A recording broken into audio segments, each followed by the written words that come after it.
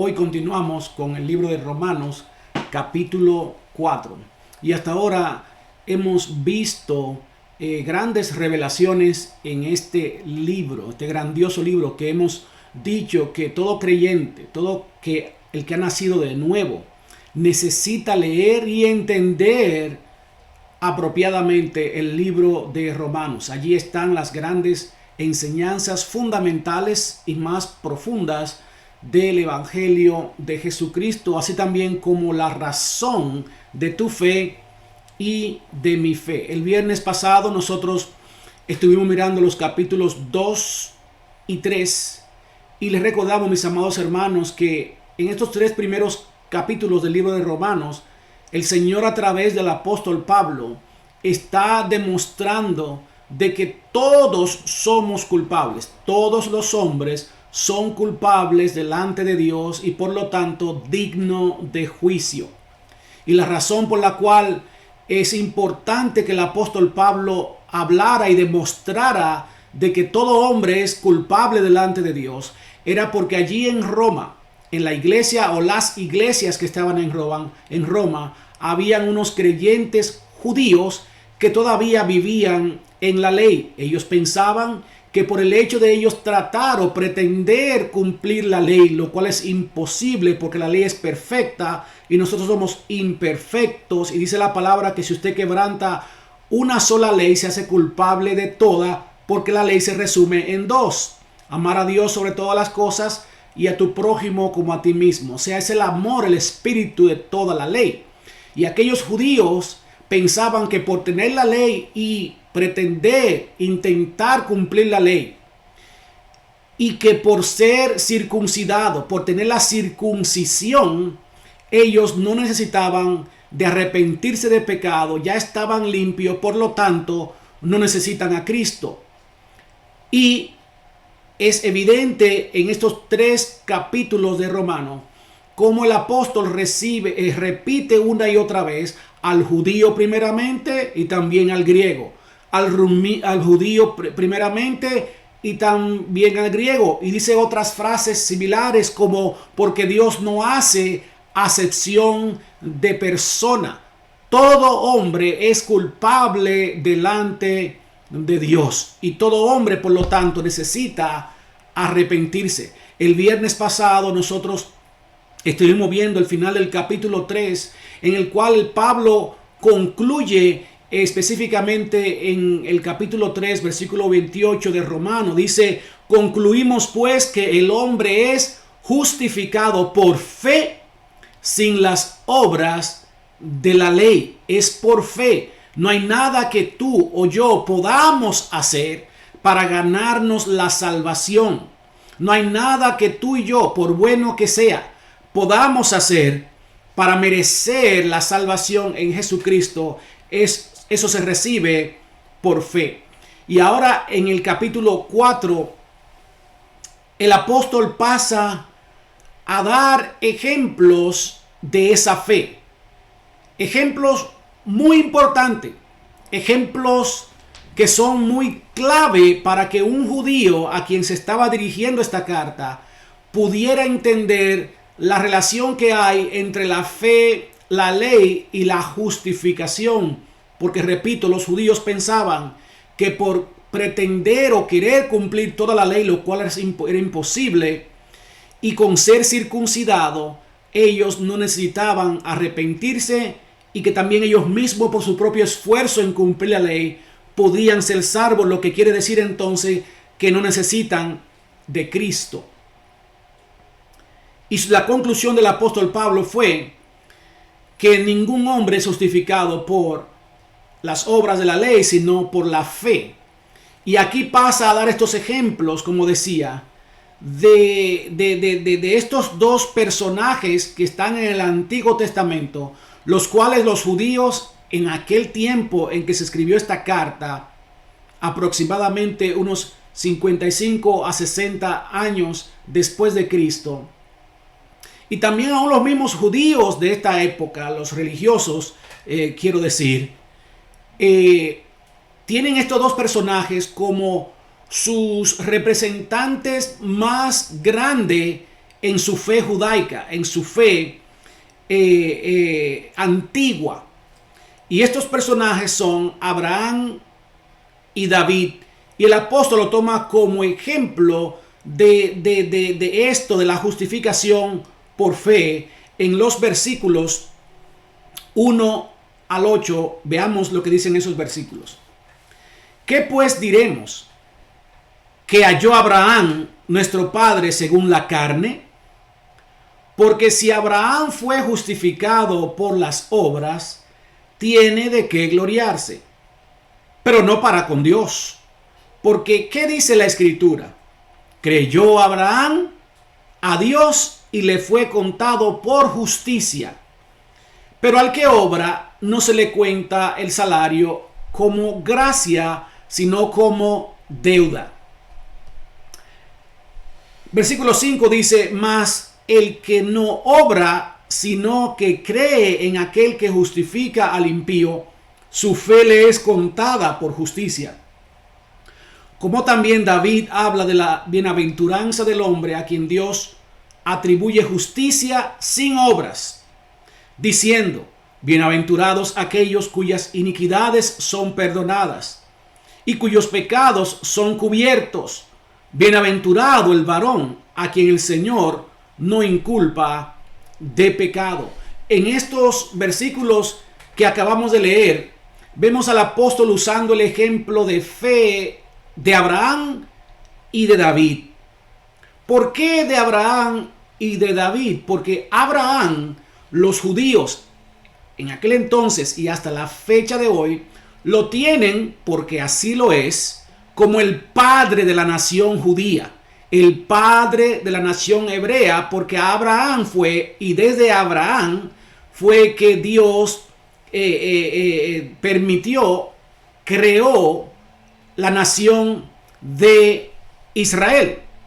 ¿Por qué David? Porque David es tomado como era un rey, y David es aquel por el cual los judíos saben que habría de venir el Mesías, que habría de ser rey para siempre. Por eso el apóstol usa tanto a Abraham como a David, porque para los judíos, repito, Abraham es su padre, de él se originó la nación de Israel, él era su ejemplo, él es su héroe nacional, si se quiere decir, y David, porque David simboliza a ese Mesías que va a ser rey y que nunca dejará de ser rey, el cual es Jesucristo. Y dice aquí, hermano, en estos versículos que el apóstol está describiendo qué fue lo que hizo a Abraham ser Abraham, nuestro padre. Así le llaman los judíos. ¿Qué fue? Mire esto, mis amados hermanos. El que pretende salvarse a sí mismo por medio de las obras puede gloriarse de su capacidad y de su bondad. Y eso es lo que el apóstol está diciendo en el versículo 1. Que si Abraham fue justificado por las obras, por algo bueno que hizo, por su buen carácter, su buena conducta, entonces él tiene de qué gloriarse. No tiene que depender de Dios. No necesita a Dios porque él hizo cosas tan buenas. Y entonces él mismo puede decir, yo mismo lo hice y no necesito a Dios. Pero ¿qué sucede, mis amados hermanos?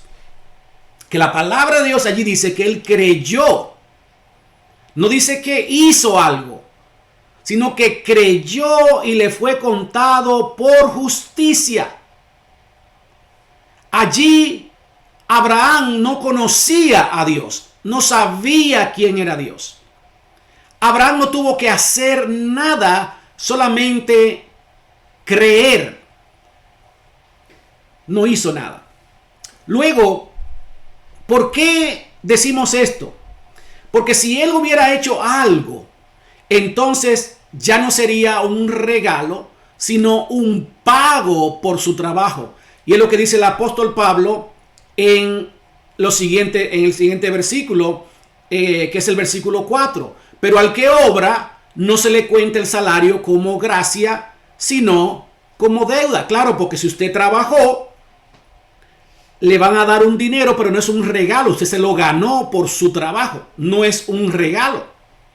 Entonces, el apóstol está diciendo allí, si Abraham hizo algo, si fue por lo que Abraham hizo, entonces su justificación, su salvación, vino por lo que él hizo y no por las obras de la fe.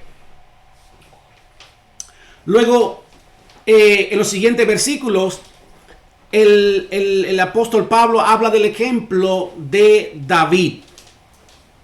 Y dice que David hablaba de lo dichoso que es el hombre al que Dios no le toma en cuenta sus pecados, sino que lo perdona.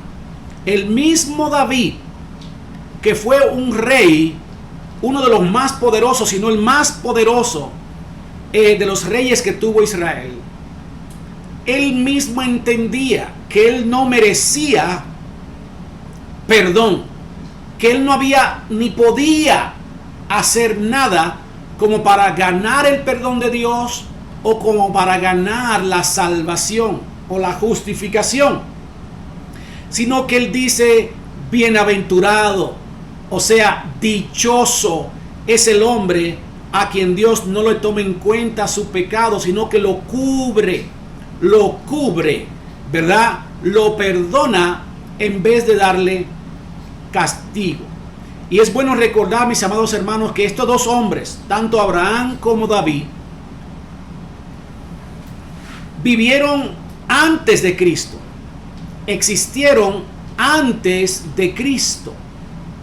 Lo que quiere decir que, por la razón por la que digo esto, es porque muchos piensan que la salvación por gracia comenzó en el Nuevo Testamento después que Cristo vino. No, la salvación por gracia fue el plan eterno de Dios desde antes de la fundación del mundo, en el Antiguo Testamento y en el Nuevo Testamento. Y es lo que el apóstol está queriendo demostrar aquí, o no queriendo, sino que demuestra aquí, de que Abraham creyó, dice la palabra de Dios. Él no hizo nada. Él creyó, y porque creyó, Dios se lo tomó en cuenta eso como justicia, como fe, como señal de fe.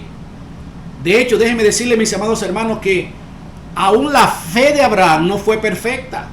Abraham dudó muchas veces. Abraham tuvo miedo. Abraham desobedeció muchas veces.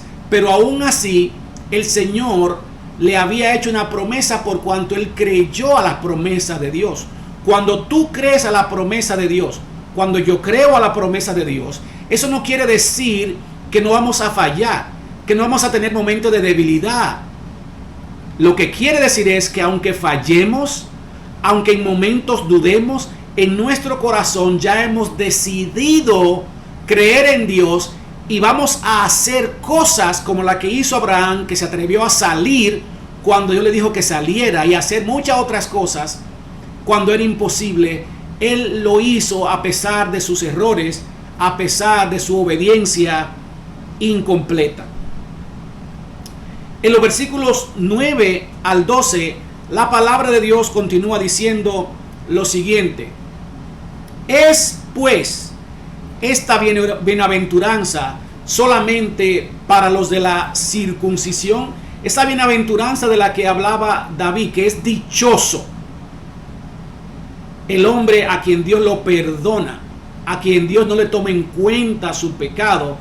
El apóstol pregunta: esa bienaventuranza, esa dicha, esa bendición, ¿es solamente para los de la circuncisión? O sea, los judíos que practican la circuncisión. Recuerden que habíamos dicho que en qué consistía la circuncisión. La ley era, y la costumbre o tradición era que a los 8 días cuando el niño nacía, repito, valga la redundancia, varón, había que cortarle una telita que está detrás del miembro masculino, que se llama prepucio. Esa telita que une el glande con el resto del pene masculino, eso se le llama prepucio. Y Dios ordenó que se le cortara esa telita a todo niño 8 días después de haber nacido, y eso lo practicaban los judíos. Esa es la circuncisión, y el apóstol está preguntando, esa dicha de que Dios le perdone a los hombres sus pecados aunque no lo merezcan, ¿es solamente para lo de la circuncisión, o sea, para los judíos? Sigue diciendo el versículo 9, o también para los de la incircuncisión, o sea, los que no practican o no practicamos la circuncisión, como usted y como yo. Si usted no es judío, muchos que no somos judíos no practicamos la circuncisión, porque esa fue una señal que Dios le dio al pueblo de Israel, como vamos a ver más adelante. Sigue diciendo el mismo versículo 9, porque decimos que a Abraham le fue contada la fe por justicia. La fe por justicia. Versículo 10, ¿cómo pues le fue contada? ¿Estando en la circuncisión o en la incircuncisión? El apóstol está diciendo aquí, ¿cómo fue que Dios le contó a Abraham el haber creído como suficiente, como lo único que Abraham tenía que hacer, creer? Se lo contó como bueno y válido. ¿Fue eso, dice el apóstol Pablo, durante la circuncisión o antes de la circuncisión? Bueno, sigue diciendo la palabra de Dios, no en la circuncisión, sino en la incircuncisión. O sea, cuando Dios le hace la promesa a Abraham y le cuenta su fe por justicia, fue antes de que existiera la circuncisión.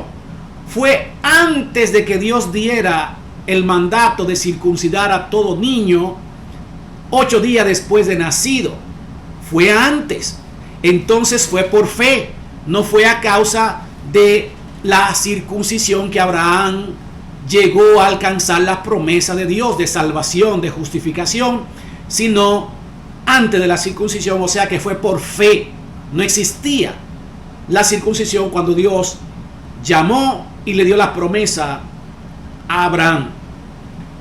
Dice el versículo 11, y recibió la circuncisión como señal, como sello de la justicia de la fe que tuvo estando aún incircunciso, para que fuese padre de todos los creyentes no circuncidados, a fin de que también a ellos la fe les sea contada por justicia, y padre de la circuncisión para los que no solamente son de la circuncisión, sino que también siguen las pisadas de la fe que tuvo nuestro padre Abraham antes de ser circuncidado. Yo creo que aquí el mensaje es claro.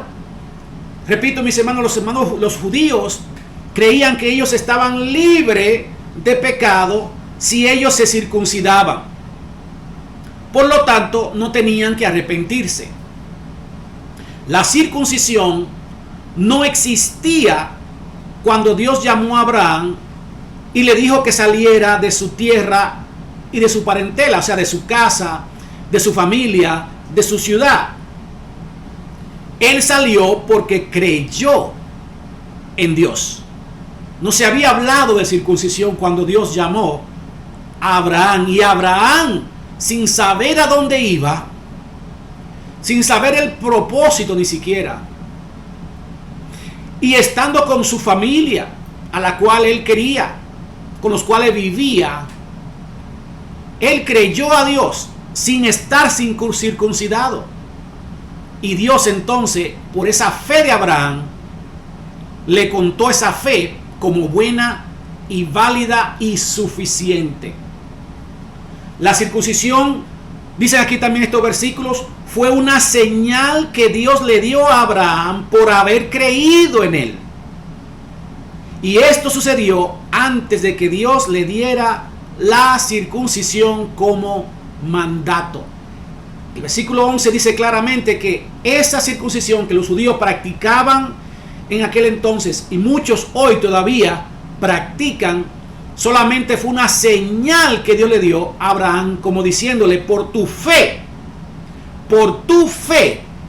voy a ponerte una señal de que yo estoy complacido con esa fe, que es suficiente con tu fe, y que también yo te voy a dar promesas como persona y como nación. Luego en el versículo 12 también dice allí, o lo que el apóstol Pablo dice allí es que así como Abraham recibió justificación por fe, nosotros también la recibimos. Y él viene a ser también, Abraham, padre de todos nosotros, no solamente de los judíos. Él es padre de los que se circuncidan, pero que saben que la circuncisión no es suficiente, o sea, los judíos. Y él es padre también de nosotros gentiles, que no nos circuncidamos, sino que hemos puesto nuestra fe en Jesucristo, que imitamos la fe de Abraham.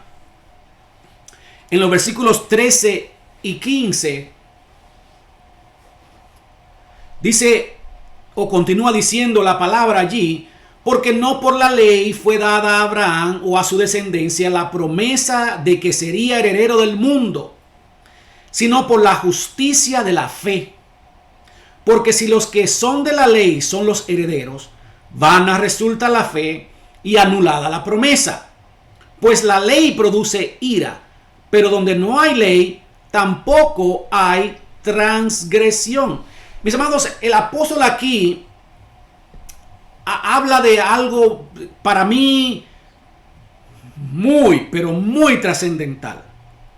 Y antes que hablemos de eso muy trascendental que el apóstol Pablo habla acerca de la ley, veamos cuál fue la promesa que Dios le dio a Abraham, de la cual Pablo se refiere, que era una promesa en la cual Dios le estaba diciendo a Abraham, básicamente: tú vas a ser el heredero del mundo. Como concluimos en el punto anterior, que Abraham viene a ser ahora el padre, no solamente de los judíos que practican la circuncisión, sino también de los gentiles que no practicamos la circuncisión, sino que hemos puesto nuestra confianza en Jesucristo, sea judío o sea gentil. Ahora, entonces, el apóstol está diciendo en los versículos primero, en los versículos 13 al 15, que esa herencia que Abraham, Dios le prometió, esa herencia entonces, que Abraham iba a ser heredero del mundo, ¿por qué fue dada? ¿Por la ley o por la fe? ¿A qué promesa el apóstol se estaba refiriendo? Bueno, eso lo encontramos en Génesis capítulo 12, versículos 1 al 3. Dice allí: pero Jehová había dicho a Abraham: vete de tu tierra y de tu parentela y de la casa de tu padre a la tierra que te mostraré, y haré de ti. Mire la promesa donde comienza. Primero Dios le da la orden a Abraham que salga. Abraham no conocía a Dios, no había circuncisión todavía en este tiempo, y él decide obedecer. Luego el versículo 2, mire todas las promesas que Dios le da a Abraham, pero no solo a Abraham, como demostraba el apóstol Pablo en los versículos anteriores, sino a todos los que hemos puesto nuestra confianza en Jesucristo. Dice, versículo 2, y haré de ti una gran nación. Eso ya se cumplió, una nación grande. Y eso, como resultado, o el cumplimiento de eso, es Israel, la nación de Israel, una nación que, aunque muy pequeña, pero es uno de los países más poderosos, que aunque muy pequeña, es uno de los países más ricos. Una nación grande donde mucha gente alrededor del mundo quiere ir. Y esa promesa la hizo Dios a Abraham al inicio, al comienzo de la creación del mundo. Otra promesa que le dice allí en el versículo 2 es: te bendeciré. El pueblo de Israel ha sido un pueblo bendecido desde el mismo día en que fue creado o formado. Dice también, engrandeceré tu nombre.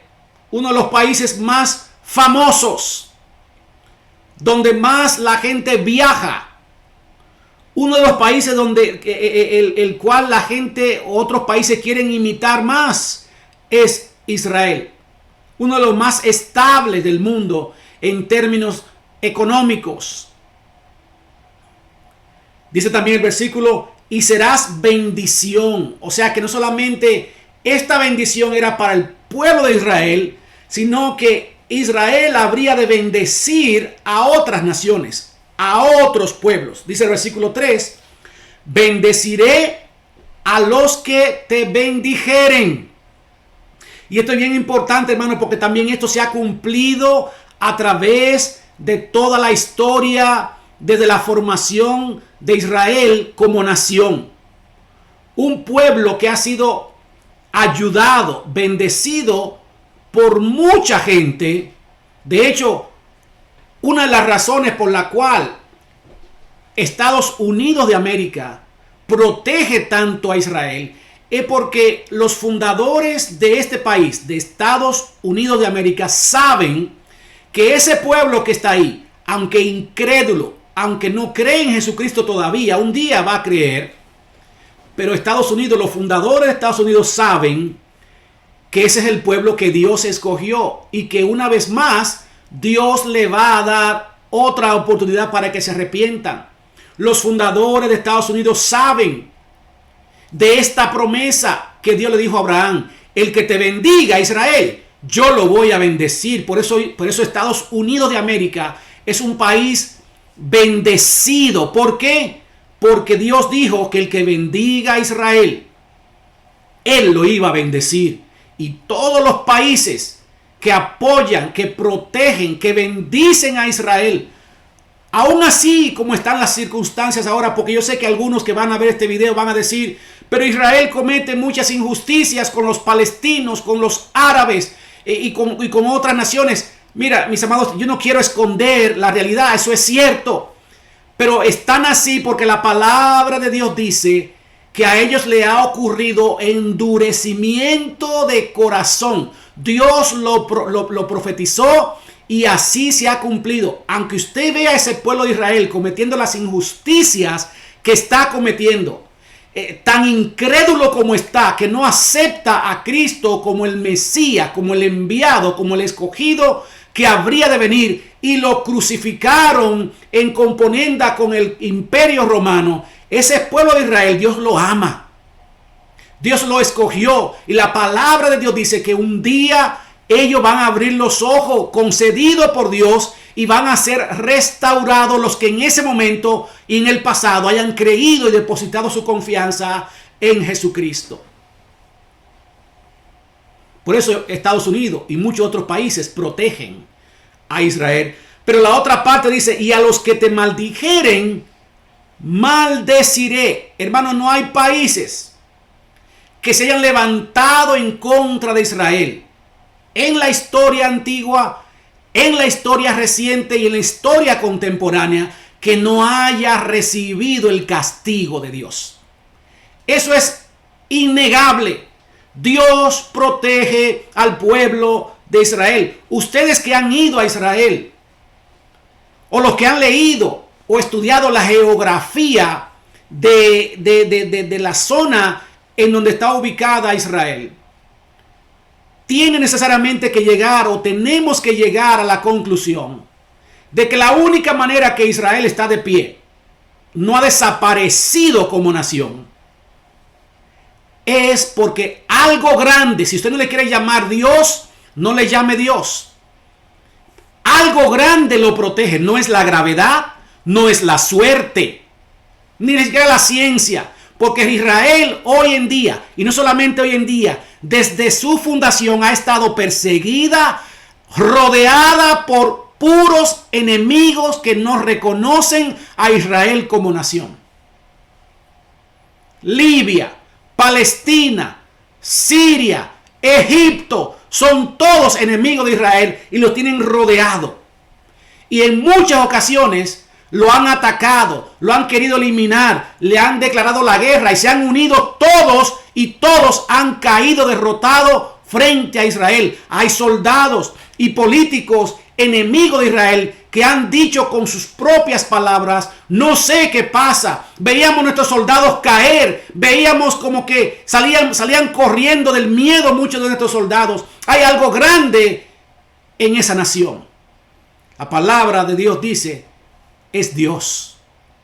La promesa que le hizo a Abraham cumplida aún en los días de hoy, y aún siendo Israel una nación la cual está en rebeldía total en contra de su Dios. Pero lo que pasa es que las promesas de Dios son fieles y son verdaderas. Cuando Dios promete algo, Él lo va a cumplir, porque su nombre está empeñado, su nombre está sellando esas promesas. Además de que Dios no puede hacer otra cosa. Dios es Dios de promesa. Él cumple. Dios es Dios de bondad y Él es bueno.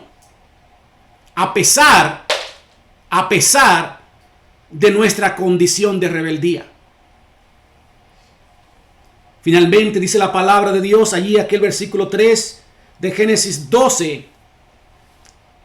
Y serán benditas en ti todas las familias de la tierra.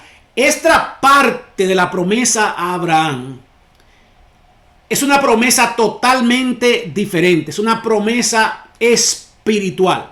Las demás promesas, antes que esta, le pertenecen a Israel. Fueron promesa directa a Abraham y a Israel, la nación que sale de la descendencia de Abraham. Pero esta última parte de la promesa, la que dice que serán benditas en ti todas las familias de la tierra, se refiere a una bendición espiritual que habría de venir de la descendiente de la familia, de la sangre de Abraham. Y ese descendiente es nada más y nada menos que Jesucristo. Por eso es que en los versículos anteriores el apóstol Pablo está diciendo que Abraham no solamente es padre de los judíos que practican la circuncisión, sino que también él es padre de los gentiles como tú y como yo, que no practicamos la circuncisión, sino que hemos puesto nuestra confianza en Cristo.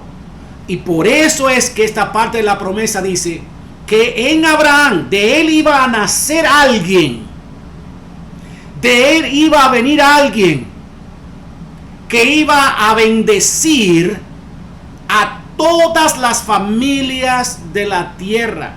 Y de hecho, ese alguien que habría de nacer de las entrañas, de la descendencia, de la sangre de Abraham, del pueblo de Israel, se llama Jesucristo. Y en efecto, de allí vino él, allí nació, allí se desarrolló y allí llevó a cabo su ministerio. Cristo Jesús. Estos versículos, volviendo a los versículos 13 y 15, el apóstol dice allí en el versículo 13, en pocas palabras, que Dios le dio esta promesa a Abraham fue por fe. La ley no existía, la circuncisión no existía, no existía ningún tipo de cosa en la cual Dios condicionara al hombre para darle esta promesa de justificación y de salvación. Fue por la fe que Abraham tuvo. Luego, en los versículos 14 y 15, en pocas palabras lo que vemos es esto: si esta herencia es para los que quieren vivir por la ley, que quieren tratar de cumplir la ley, entonces la fe no sirve de nada.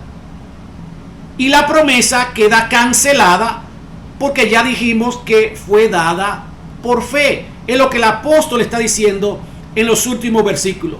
Si los que son de la ley son los herederos, porque los judíos decían nosotros somos los herederos, vana resulta la fe y anulada la promesa, porque ya no es por fe, ya es por lo que yo hago.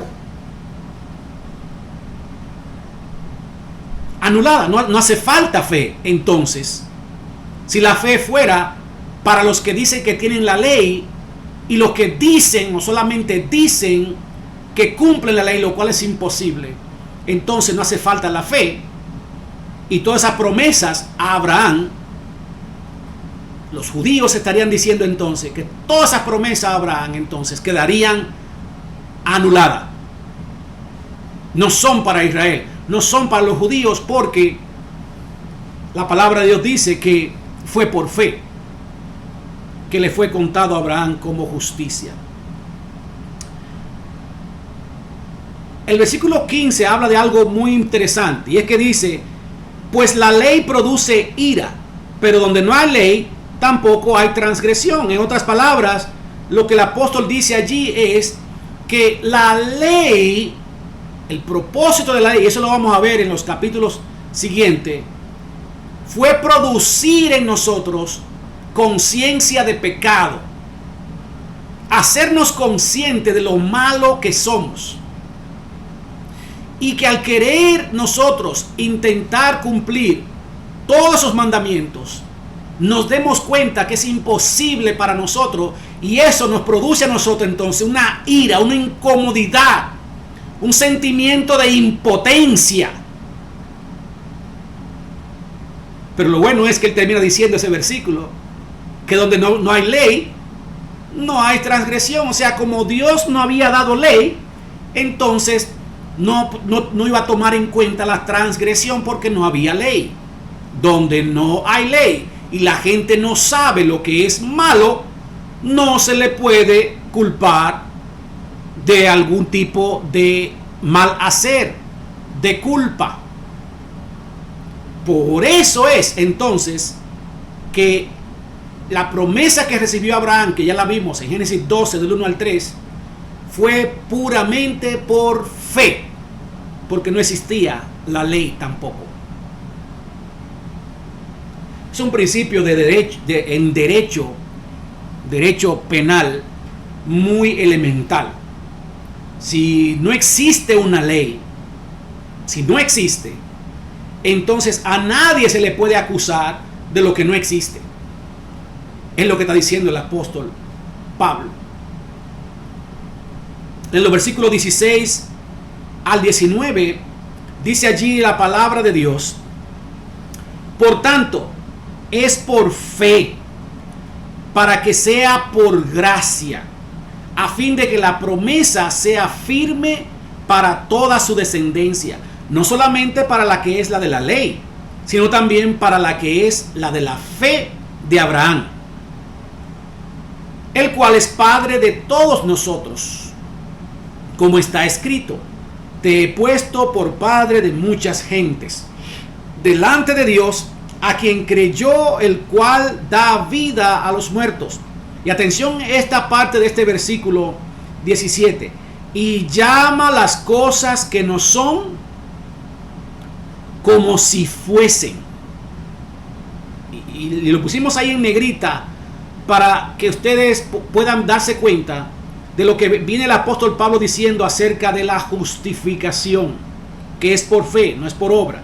Versículo 18: el que creyó, él creyó en esperanza, o sea, Abraham, esperanza contra esperanza, para llegar a ser padre de muchas gentes, conforme a lo que se le había dicho: así será tu descendencia. Y no se debilitó en la fe al considerar su cuerpo, que estaba ya como muerto, siendo de casi 100 años, o la esterilidad de la matriz de Sara. En otras palabras, la salvación tiene que ser por fe. Oiga, hermano, lo que estamos diciendo. La salvación tiene que ser por fe. Porque si fuera por obras, ni Abraham, ni los judíos, ni nosotros, usted que está mirando, y yo, los gentiles, pudiéramos ser salvos. Por eso en el versículo primero él dice: es por fe, para que sea por gracia. Porque de otra manera no pudimos haberla hecho. no pudiéramos. ¿Por qué? Porque el Dios es perfecto, su ley, sus mandamientos son perfectos y nosotros no lo somos. Por más que queramos esforzarnos, vamos a fallar en algo. De otra manera no pudo haber sido más que por fe, para que sea por gracia, sea un regalo. Fe, que es lo que nosotros tenemos que depositar en Cristo, y gracia es lo que Dios nos da por haber creído o depositado nuestra fe en su Hijo Jesucristo. Gracias a Dios que es por fe. Gracias a Dios.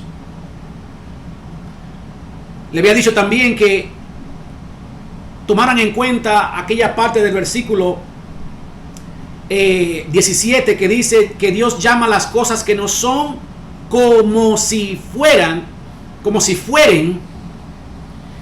Esta es, mis amados hermanos, exactamente la definición de justificación. Si usted quiere buscar una definición en el diccionario de justificación precisa, no la va a encontrar. Ahora, la palabra de Dios allí, cuando dice que Él llama las cosas que no son como si fueren, esa es la definición de justificación perfecta. Ahora, para que recordemos, vamos a ver otra vez lo que dijimos el viernes pasado en el estudio anterior acerca de lo que es la justificación. O antes de eso, mis amados hermanos, pero quiero que tengan en cuenta esta parte donde dice que Él llama las cosas, que las recuerden, que no son como si fueran, como una definición muy precisa de la justificación, porque vamos a volver allí. Luego dice de Abraham que él creyó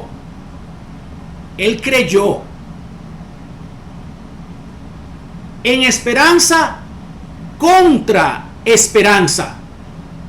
¿Por qué en esperanza contra esperanza? Porque Abraham no tenía hijos.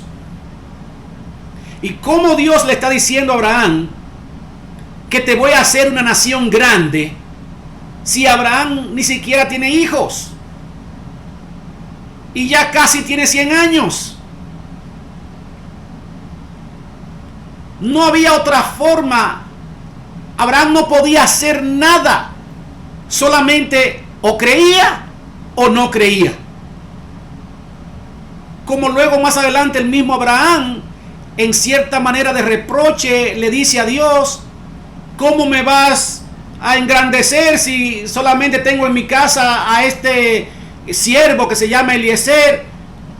¿Me va a heredar un esclavo? Ese no es mi hijo. ¿De dónde me vas a hacer una nación grande? Porque ya era un hombre viejo. Y por eso se usa la frase esperanza contra esperanza, porque él no tenía nada, ninguna posibilidad humana de que agarrarse, de que sostenerse. No había inseminación artificial como tenemos hoy en día. No había aquella otra parte de la ciencia, el in vitro, como le llaman. No existía nada de eso. No había posibilidad para él. Pero eso no se detiene ahí. Mire qué tan imposible era que Abraham tuviera un hijo y que por lo tanto pudiera creerle a Dios. Qué tan imposible era. Él casi de 100 años y Sara, su esposa, era estéril. O sea, por eso es que Pablo dice que él estaba creyendo en esperanza contra esperanza. O sea, la esperanza de Abraham de tener un hijo no era esperanzada de que un doctor iba a venir y que tenía una técnica o una ciencia, un conocimiento que podía hacer que Abraham tuviera un hijo. No. O que Abraham tenía esperanza porque era joven y era cuestión de que se tomara alguna botella o algún remedio natural o hicieran algo. Esa no era la esperanza. que tenía Abraham. Era una esperanza que no había, en la cual no había posibilidades humanas. Porque aparte de que era viejo, su cuerpo ya estaba viejo. Su esposa era estéril. Y yo digo esto, y esto lo añado yo, no el apóstol Pablo. Dios lo hizo así para que no quedara la menor duda de que no hizo Abraham ni Sara nada para merecer ni tener todas las promesas que Dios le dio. Fue por su pura fe. ¿Qué podía hacer Abraham? Nada. ¿Qué podría hacer Sara? Nada. Se requería fe para creer que yo, casi de 100 años, y mi esposa, que es estéril, podamos tener un hijo. Si eso no es fe, entonces no sé a qué se le llamaría fe. El apóstol está aquí enfatizando desde muchos ángulos, de muchas maneras, que Abraham no fue contado, a Abraham no se le contó por justicia, por algo que él hizo. No se le dio esa promesa por algo que él hizo. Él no hizo nada. Lo que hizo fue que creyó. En los versículos 20 al 25, dice así la palabra de Dios.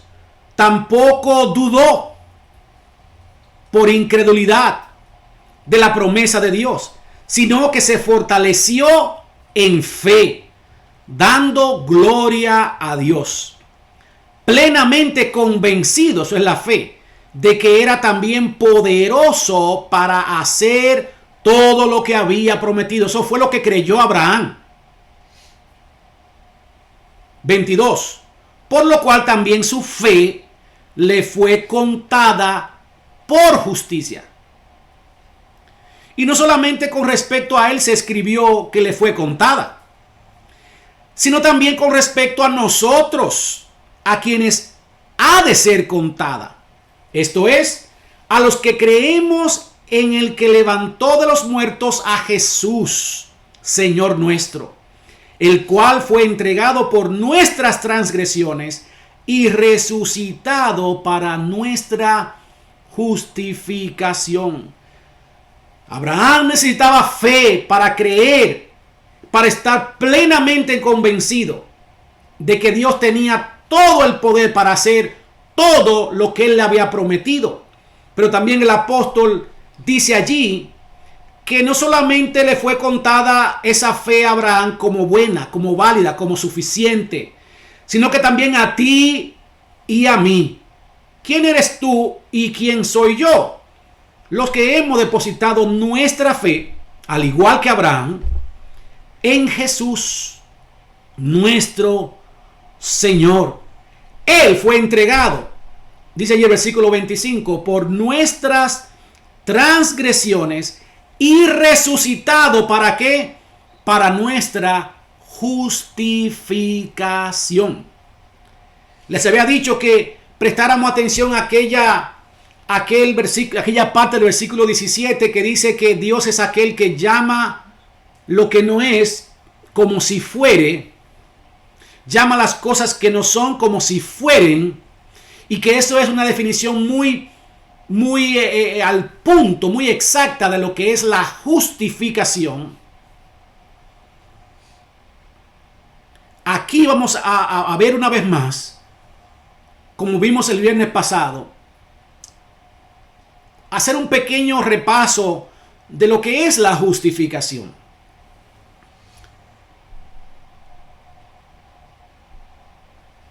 De lo que es la justificación.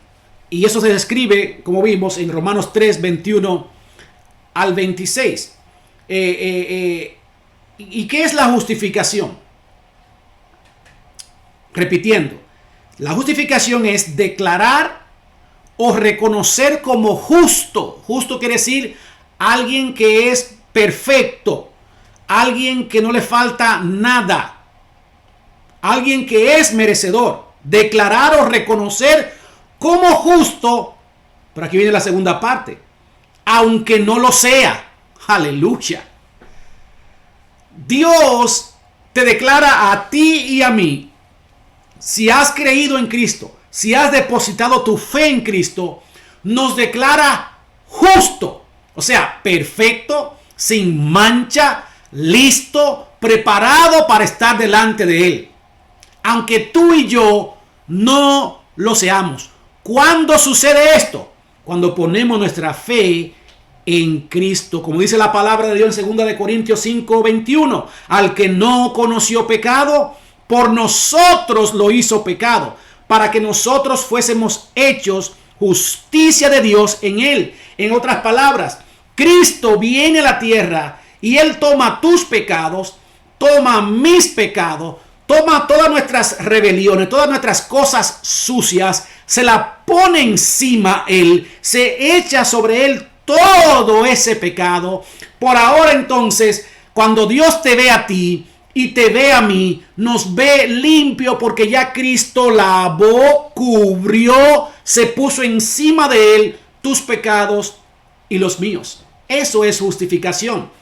Vimos que esta justificación también compone tres aspectos o tres etapas, si se le quiere llamar así.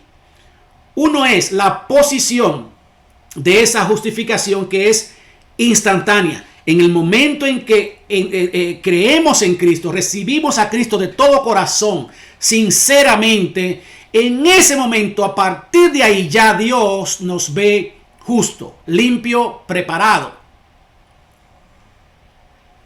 Pero la voluntad de Dios, como usted sabe, mi amado hermano, es que nosotros nos vayamos alejando del pecado, de la maldad, de la suciedad, y nos vayamos acercando a la perfección, a la santidad, a la pureza de Dios. Entonces, ese aspecto de esa justificación es lo que se le llama progresiva. Desde el momento que nos convertimos a Cristo, a partir de ahí Dios nos ve limpio, justificado, pero a partir de ahí comienza a limpiarnos. Él mismo es que comienza ese proceso de limpieza, de santificación, de purificación, donde Él va quitando la ira, el orgullo, la maldad, la mentira, la inmoralidad, todas las mañas que traímos. Él la va quitando, Él nos va justificando, limpiándonos, santificándonos. Y por último, esa justificación un día, ese proceso de purificación, un día va a ser perfecta, la justificación perfecta. Y eso será cuando lleguemos a la eternidad con Cristo. Amén. La comparación que hace Salomón en el libro de Proverbios es como dice que la senda del justo es como la luz de la aurora. O sea, cuando va a salir el sol, se ve oscuro, pero poco a poco va esclareciendo, las tinieblas, la oscuridad va desapareciendo y la luz va tomando el control. Dice, así es la senda del justo, hasta que el día, o sea, hasta que ya la claridad, la luz, cubra todo por completo y ya no hay más tiniebla. Tú y yo, mi amado hermano, tenemos, si hemos nacido de nuevo de verdad, si nos hemos entregado a Cristo de todo corazón, con toda sinceridad, tenemos que experimentar ese cambio, ese proceso de justificación progresiva, donde las tinieblas, la maldad, el pecado cada vez va desapareciendo más. Y la luz de Cristo, el carácter de Cristo, su paciencia, su amor, su benignidad, su verdad, su mansedumbre, su templanza, van tomando control y dominio de nuestro carácter.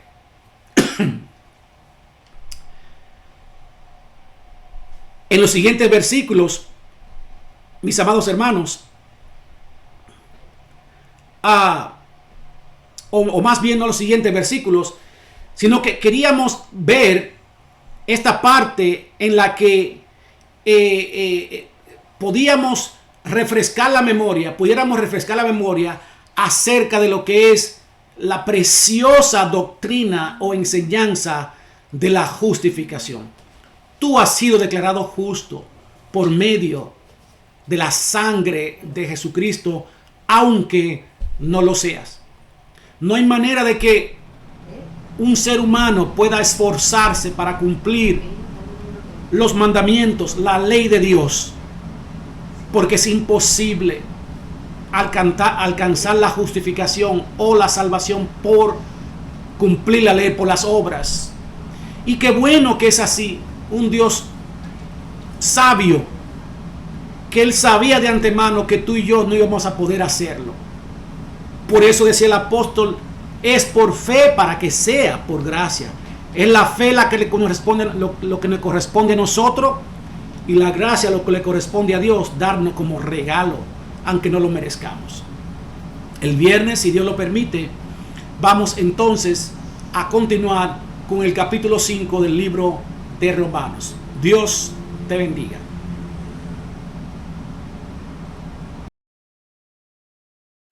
Gloria a Cristo Jesús. Espero que esta palabra haya sido de gran bendición para tu vida.